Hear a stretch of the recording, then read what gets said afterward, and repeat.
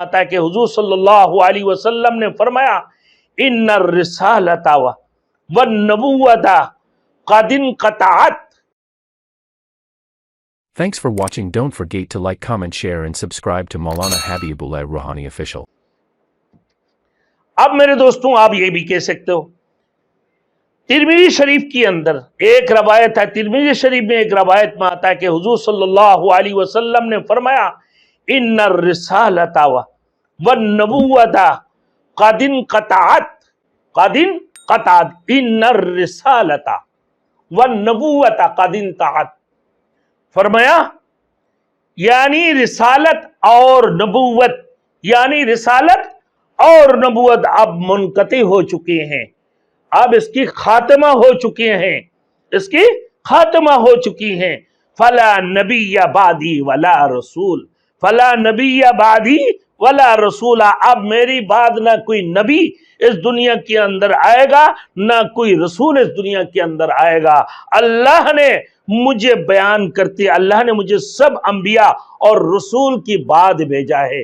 اللہ نے مجھے سب انبیاء اور رسول کی بعد بھیجا ہے. حضور صلی اللہ علیہ وسلم نے اپنے امت کی خصوصیات بیان کرتے ہوئے پھر فرمایا، کیا فرمایا؟ ختمہ بین نبیون. ختمہ بین نبیون. میری بعد جو میرے نبی، میرے جو امت ہوں گے، میرے امت یہ بھی آخری امت ہوں گے. اس کی بعد جو اور کوئی امت نہیں ہوں گے، اور کسی نبی کو ماننے والے نہیں ہوں گے.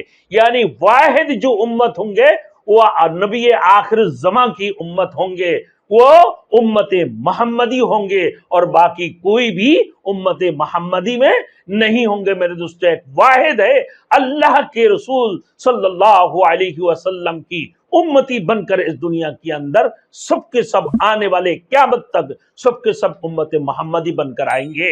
ہاں، اللہ کے رسول صلی اللہ علیہ وسلم کے نائب بن کر یا خلفاء بنیں گے، یا پھر اللہ کے رسول کے بعد میرے دوستو اور کوئی نبی اگر تشریف لائیں گے وہ بھی ان کی نیابت یعنی نائب بن کر اس دنیا کے اندر آئیں گے.